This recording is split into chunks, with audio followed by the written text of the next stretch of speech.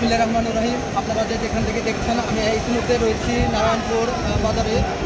আমাদের পবিত্র ঈদুল আজহা উপলক্ষে যে নারায়ণপুর বাজারে ঐতিহ্যবাহী নারায়ণপুর বাজার, সেখানে গরুর মহিষের হাট বসছে। সেই গরু মহিষের হাটে এখন আমি অবস্থান করছি।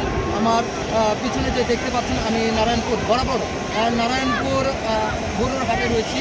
আমার ডান পাশে, আমার বাম পাশে রয়েছে ছাগলের হাট, আমার ডান পাশে রয়েছে মহিষের হাট, আর আমার মধ্যবর্তী স্থানে আমার পিছনে রয়েছে গরুর হাট। এই গরুর হাটে গরুর হাটে এত তো মানুষ, এত তো গরু ছাগল এখানে উঠেছে, যার ইতিহাস সঙ্গে থাকবে আমাদের নারায়ণপুর বাজারের জন্য।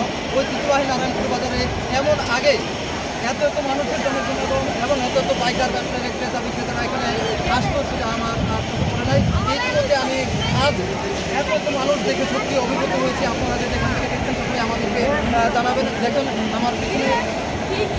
আমার পিছনে দেখতে পাচ্ছেন, এই অংশটাতে রয়েছে আমাদের নারায়ণপুর সরকারি উচ্চ বিদ্যালয় মাঠ। এই নারায়ণপুর মাঠে দুটি মাঠ রয়েছে। দুটি মাঠের একটি মাঠ ভেতরের অংশে রয়েছে আমাদের মহিষের হাট, এবং আমাদের সামনে যে মাঠটি দেখতে পাচ্ছেন গরুর হাট। এরপরে হচ্ছে আমাদের, যদি আমার বাম পাশে বলতে চাই, তাহলে আমার বাম পাশে রয়েছে ছাগলের হাট।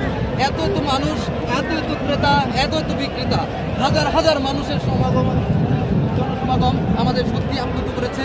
আমরা সত্যিই নারায়ণপুরবাসী ভাগ্যবান যে আমাদের নারায়ণপুর বাজারটি তার ঐতিহ্য ফিরে পেয়েছে।